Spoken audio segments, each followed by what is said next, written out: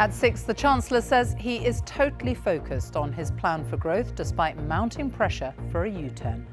Kwasi Kwarteng says his position on the mini-budget hasn't changed despite criticism of his plans and the financial turmoil.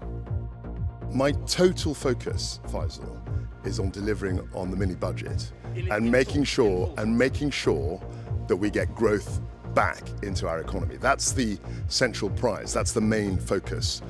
And the Chancellor said he is not going anywhere, also on the programme.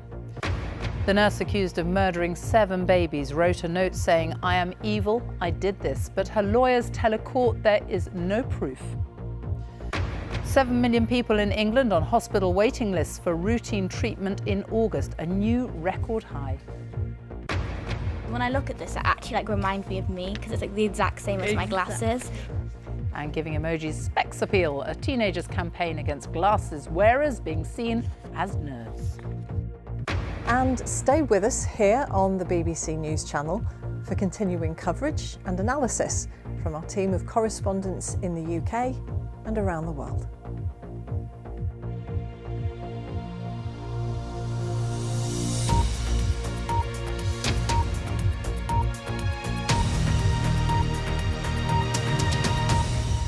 Good evening and welcome to the BBC News at 6. The Chancellor, Kwasi Kwarteng, says he is totally focused on delivering his tax-cutting plans to increase economic growth.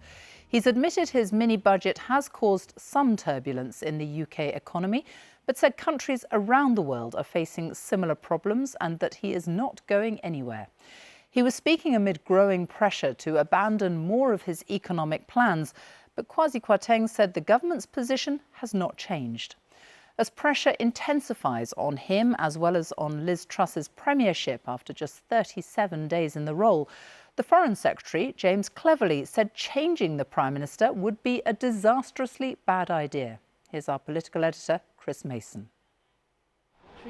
Hiya. The government finds itself in an almighty mess. No, we've got 15 minutes. I'm trying to find out what Conservative MPs say they should do. Morning. And what ministers say they will do. The Chancellor says he's sticking to his plan. Our position hasn't changed. I will come up with the medium-term fiscal plan on the 31st of October, as I said earlier in the week, and there'll be more detail there. The mood at Westminster is moving every hour. What a rough old evening for Liz Truss last night. Swirls of speculation and intrigue among ministers and backbenchers, with the most senior political figures asking the biggest question: can Liz Truss survive in the job? The Prime Minister's been in office for 37 days, and this is the kind of chat you would normally associate with the end game. A bit like among our family and friends, where we'll say some things in front of everyone but be more discreet about other stuff. The same goes for politicians. Things said in private don't have as much clout, but when hundreds are unhappy, it matters. I want to read you just a handful of quotes from Conservative MPs in the last couple of hours. It's checkmate, we're stuffed, said one. It's dire, said another. They've taken no responsibility whatsoever for hiking people's mortgage rates, and another with real anger. We're all done for, and there's no question in my mind this will all have to be junked. There'll be a U-turn. This is about as loyal as backbenchers are sounding in public. The messaging has been poor and the optics have been terrible.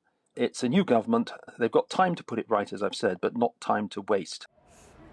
Conservative MPs agree on one thing, that this is a total mess, but they don't agree on anything else. Some have told me, look, you've got to bin all of those tax cuts, but then others say, yeah, but that's what Liz Truss stands for, and if we bin them, maybe she's finished. Some think that's a good idea, others less so. Others say, what about that help for energy bills for everyone? Maybe it has to be more focused, more targeted at the poor. But that is complicated. Some say sack the Chancellor, and others say that the Prime Minister has so spectacularly and so efficiently tanked that she has to go. But they can't agree on who'd replace her. I think that changing the leadership would be a disastrously bad idea, not just politically but also economically. And we are absolutely going to stay focused on growing the economy. This is a street that oozes two things: power and authority, or at least it usually does. The crux of all of this for Liz Truss is both of those things are ebbing away to her backbenchers, ebbing away to those volatile financial markets. She is in there trying to grapple them both back. And the blunt truth is neither will return easily, and they may never do. Chris Mason, BBC News at Westminster. Well, the Chancellor has again insisted that he is sticking to his plan to wait until the 31st of October before delivering his medium-term fiscal plan, in which he will give more detail about his strategy to get the economy growing. Kwasi Kwarteng has been meeting the head of the International Monetary Fund in Washington today. From there, here's our economics editor, Faisal Islam. All smiles for the Chancellor from his G7 colleagues. There is a lot going on in the world economy. Here's where they work it out, with the Germans, the IMF, all recorded by the official number 11 photographer, but unusually, the UK itself has been on some of the agenda. My total focus, Faisal, is on delivering on the mini-budget In making full, sure that we get growth back into our economy. That's the central prize. That's the main focus of my job. And the reason why I'm here in Washington, the reason you're here, is because we've got IMF annuals and everybody is talking about the same problems. But behind closed doors at the G7, the BBC understands there was some diplomatic concern and surprise about how the UK has doubled down on unfunded tax cuts even after the market response. Fiscal policy should not undermine monetary policy, because if it does it, then the task of monetary policy becomes only harder. So don't prolong the pain. Make sure that actions are coherent and consistent. The markets have been very volatile. Today, the rumours of a U-turn saw effective borrowing costs for government falling very sharply and sterling up, but then that was denied. The letters IMF have a specific resonance in British economic history and for British chancellors. To be clear, this is not a moment like in 1976 where Britain had to ask for some sort of bailout, but it is historically extraordinary to have a chancellor come here meeting the world's finance ministers, selling his budget policies after they've been hammered by the markets, been met with some scepticism by international colleagues, and then, after having sold them, strong rumours back home in London of them being unpicked. His message today: there will be no U-turns. How long will that last? The Chancellor did make one concession to thinking in the markets. What I am going to acknowledge is the fact that it is a very dicey situation globally. That's what people are saying to me. The people are saying that there's nothing specific going on with the UK. Look, there was some turbulence. I'm frankly UK enough to accept that. Okay. After the mini, but where I'm sitting here talking about the global challenges, everybody is focused on inflation. Everybody's affected by potential interest rate rises. Everybody's affected by the energy price spikes. For the Chancellor, the mini-budget music is still playing. Many around the world are wondering for how much longer. What a surreal moment to be talking to a Chancellor under a pincer movement of pressure, not just from the markets, as I was reporting, but also as Chris was reporting, from the politics as well. And so the matter now at hand is, how much time do they have to come up with this credible plan? Can it last 18 days? And I thought it was significant that the Chancellor acknowledged that some turbulence was down to UK factors, basically his mini-budget. But in general, he thought the global situation was dicey, which raises the questions as to why risks were taken in this dicey situation and how much time they've got to sort the situation out in his home country of Britain. Faisal Islam in Washington, thank you. Well, let's go back now to our political editor, Chris Mason in Westminster. And Chris, huge pressure on both the Chancellor and the Prime Minister. What now? I think a U-turn, and a pretty big one, is inevitable. And there's another thing that's inevitable, and that is paralysis until that U-turn happens, because a consequence for a Prime Minister of a loss of authority is you have to seek your authority elsewhere, being propped up by the views of Conservative MPs who are going to see the Prime Minister, and as I was reporting a few minutes ago, planting in her ear a whole range of ideas, some of them contradictory. And she has to stitch together those ideas and try and find something that is palatable to her party, and as Faisal was saying, palatable to the markets as well. So there will be a U-turn. The question is the timing. Can Westminster, can the government, can the market stomach waiting as long as 2 weeks on Monday? Right now, the answer to that looks like no, they can't, and there'll have to be some movement before then. And one big final thought. Nobody here is dismissing out of hand the idea that the Prime Minister herself might be finished in the coming weeks or months. And that is astonishing, given she's only weeks into office. Chris Mason, our political editor. Thank you. Well, as prices rise, energy bills climb and interest rates are hiked, how are people coping with the growing financial pressures? Our social affairs correspondent Michael Buchanan has been talking to people in North Wales about life now and what's ahead. The seasons are changing in Rhyl, the heat of summer replaced by autumnal storms, as much economic as climatic. We did have some savings, but now we've nothing. Life is more crashing downwards than levelling up for Jackie and Tony. Rising costs have impoverished them, forcing the couple to seek free food. I'm 74 and I've never used food banks. So at my age, I don't see why we should be pushed into using food banks. Rhyl hopes to use its levelling up funds to revitalise the town centre. Progress has been slow, however, and soaring prices are pushing up the costs of regeneration. There are simply too many empty shops in Rhyl. Many people would argue that the town is not an attractive place to come and shop, which means the businesses that do remain can find it difficult to make money. How are you doing? Hi, fine, thank you. How's business? Worst ever. Nothing as bad as this. So it's £30.96 altogether. Karen Tamer has run a household and gift shop in Rhyl for 28 years. Feels like a bit of bling, don't But we? business is so poor, she's thinking of closing down. There are plans to redevelop Rhyl town centre. Yeah.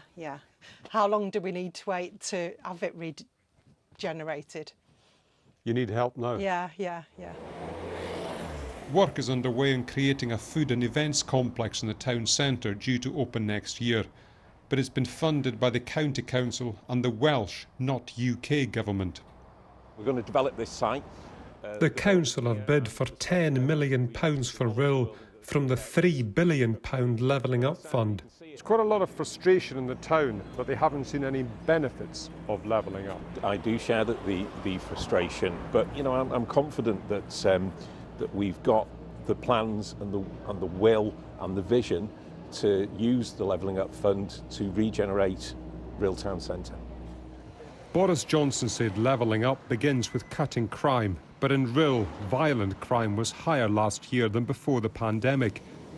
The police dismantled 2 criminal gangs from Merseyside this year, but they're clear that tackling poverty is what's needed. They come into the area because of those socio-economic issues. If we work with partners to address some of those underlying causes, it will become a less hospitable place for those organised crime groups. By winter's end, Rhyl will know if its bid for levelling up funding has succeeded. Ministers say they remain committed to the policy, but this town needs action, not words. Michael Buchanan, BBC News, Rhyl. The jury at the trial of the nurse accused of murdering 7 babies and attempting to murder another 10 has been shown notes found by police when they searched her house. On one, Lucy Letby had written, "I am evil, I did this," along with, "I haven't done anything wrong." Her lawyers have told the court that she was a dedicated nurse who cared deeply about the babies she looked after, and they say there is no evidence that she harmed them. The 32-year-old denies all the charges. You may find some details in Judith Moritz' report. Disturbing. Suspected of murdering the babies in her care, Lucy Letby wrote this note, which was found after her arrest. It was shown to the jury today. She scrawled, "I haven't done anything wrong. But also, I'm a horrible, evil person. I killed them on purpose because I'm not good enough." And in capital letters, "I am evil. I did this." Her defence team accepts that she wrote it and say it's a note of anguish, not of guilt. The note was found when the nurse's house in Chester was searched by police. They also found other notes in which she protested her innocence. The prosecution case against Lucy Letby is that her malign hand was at work on the neonatal unit. But her defence team say she was a dedicated nurse who loved her job, trained hard, and didn't harm the children in her care. Outlining his case for the defence, Ben Myers KC told the jury that anybody who approaches this trial as a done deal has got it very, very wrong. He said that Lucy Letby faces a litany of allegations which are not proven. Using syringes to inject air into babies. No, he said. Tampering with bags of fluid. Again, no. Physically assaulting children, poisoning them or smothering them. Again, no. Lucy Letby listened from behind a glass partition as Mr. Myers told the jury, "You won't get the answers simply by looking at that woman in the dock. This is how she is now, 6 years after starting to face allegations like this. And you can imagine that must be utterly gruelling for anyone." The court was told that Lucy Letby had built her life around the neonatal unit at the Countess of Chester Hospital and was often called in to cover shifts there at short notice. Her defence say that in several cases the hospital provided substandard care to babies, which she's being blamed for. Both sides have finished outlining their cases. Lucy Letby denies all the charges she faces. Her trial is expected to last for 6 months. Judith Moritz, BBC News, Manchester. The time is just after 6:15, our top story this evening. The Chancellor says he is determined to push ahead with his plan for growth despite mounting pressure for a U-turn. And coming up, we go inside a special Metropolitan Police unit investigating hundreds of serious allegations of misconduct by its own officers. And stay with us here on the BBC News channel for continuing coverage and analysis from our team of correspondents in the UK and around the world.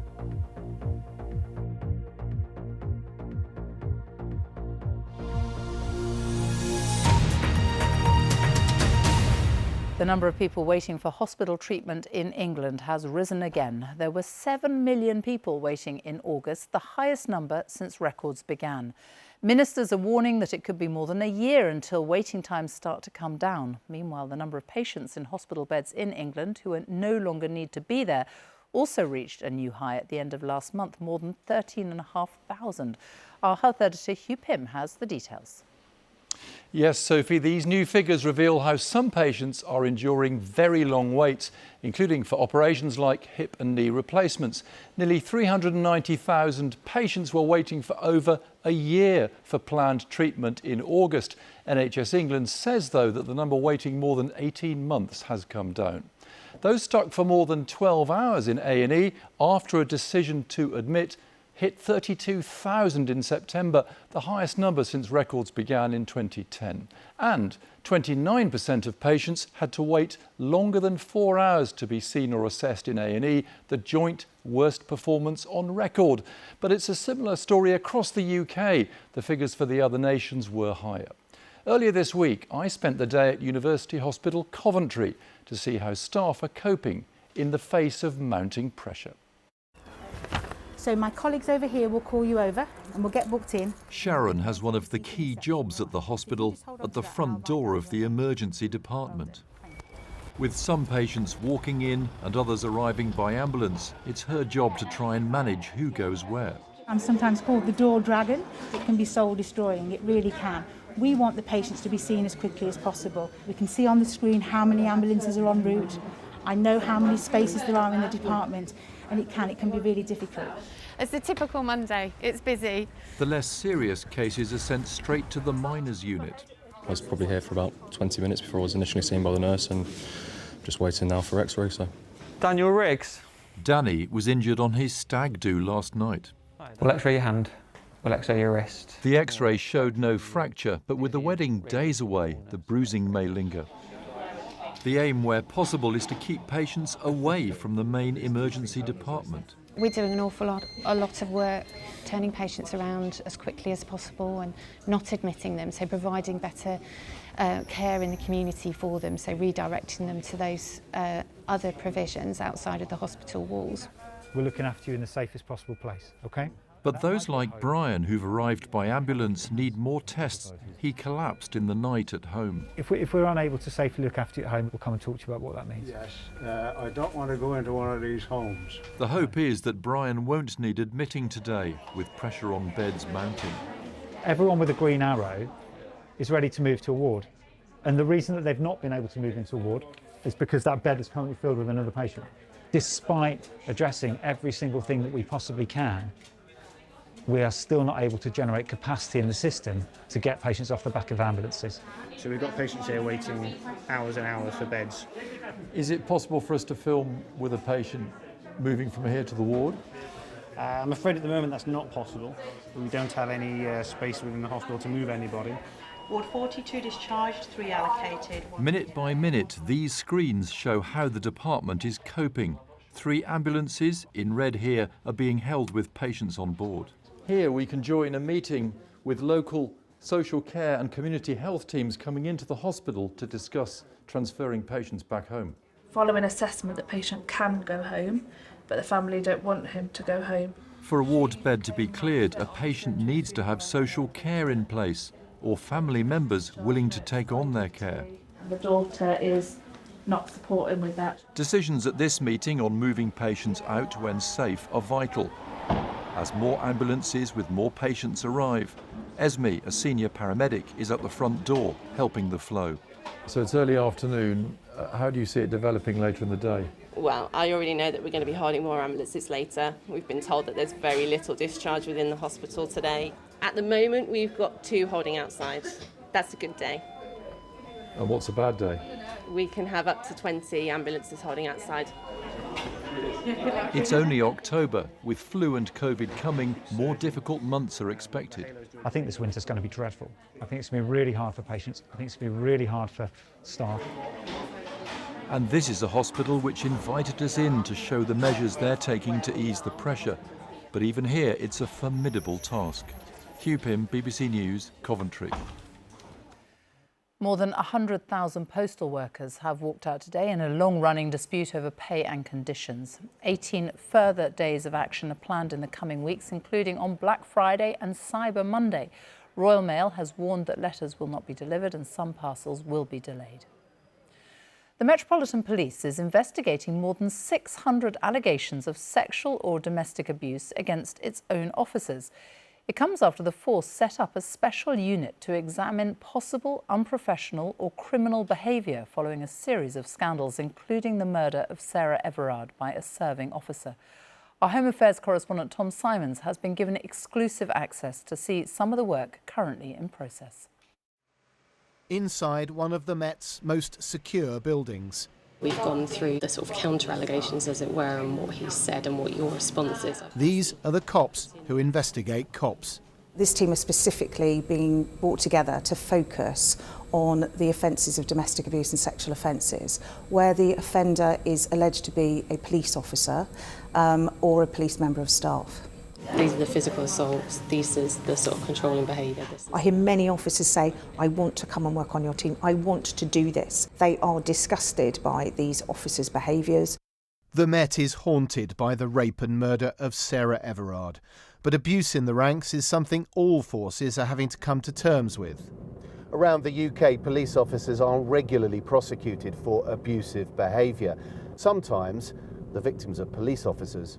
For one Scottish officer, the consequences were so severe, she ended up leaving her force and the country. I just needed to get away from all of it, so I came to Norway and I've stayed.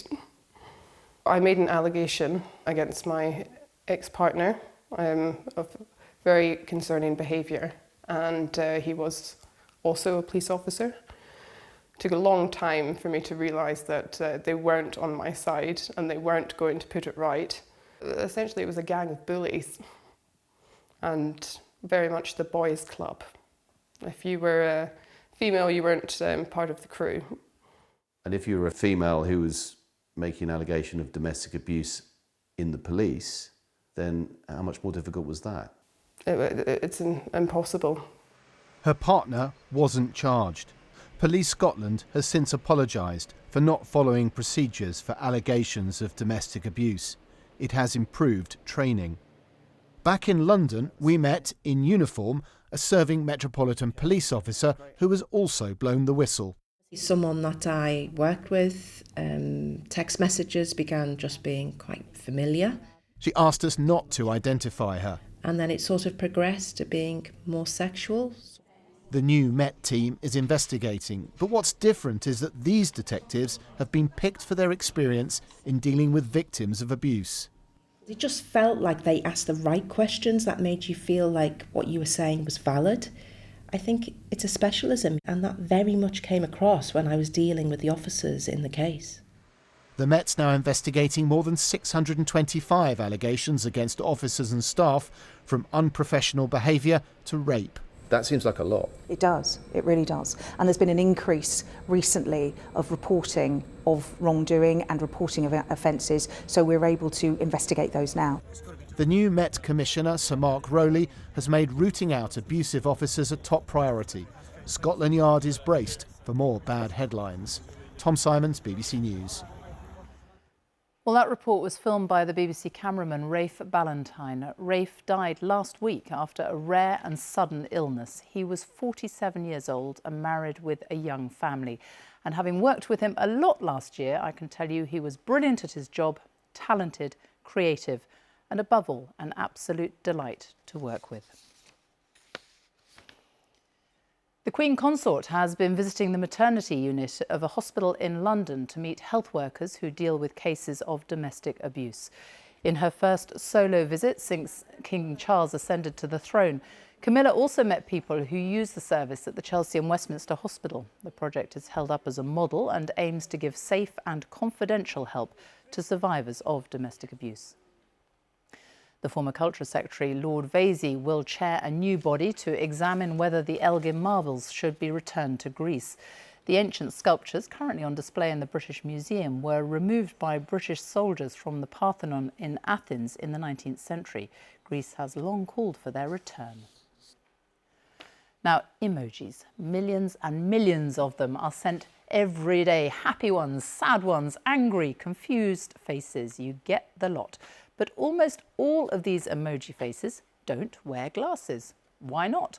Well, a teenage girl is on a mission to transform the way people who wear glasses are portrayed, saying they shouldn't be seen as nerds. Tim Muffet has the story.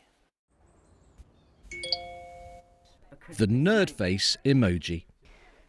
The glasses and the teeth, they've got a weird kind of grin about them that for some reason they've decided to associate with a nerd.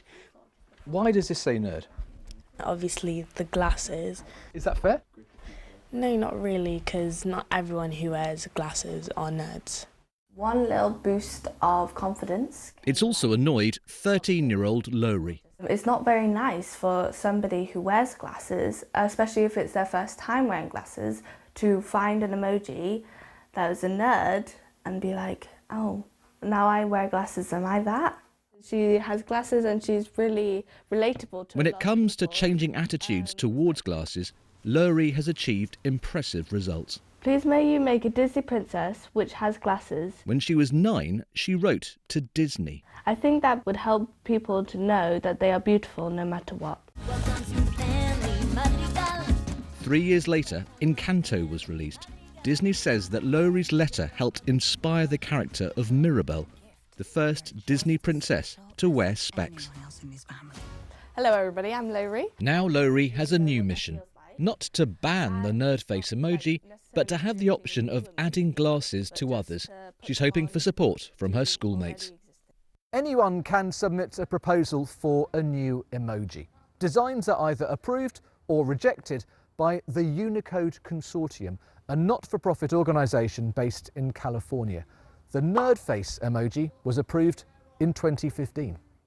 Lowry's written to the Unicode Consortium asking it to consider her plans.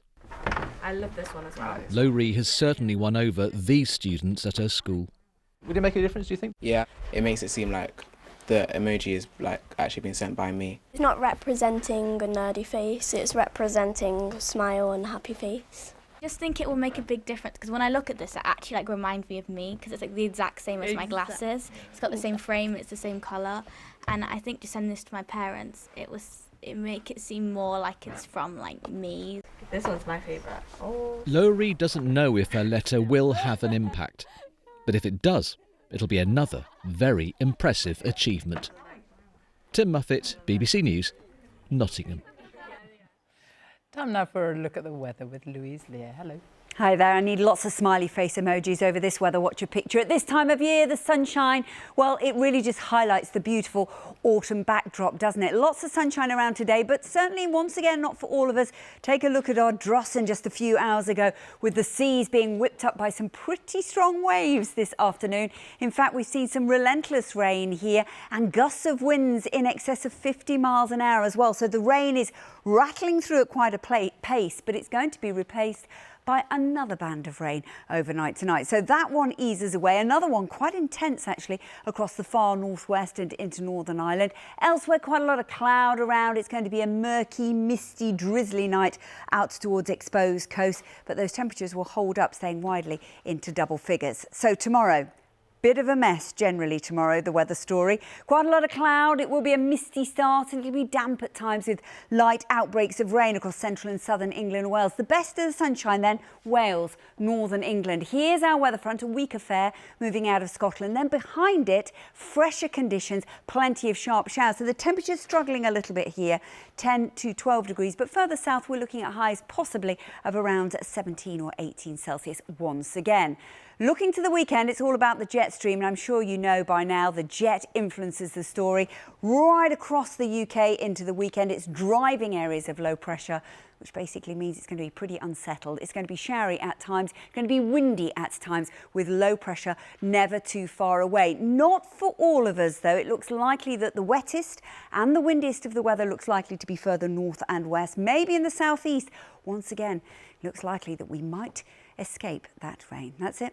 Sophie. Louise, thank you. And that's it from us. It is time now to join our teams across the nations and regions for the news where you are.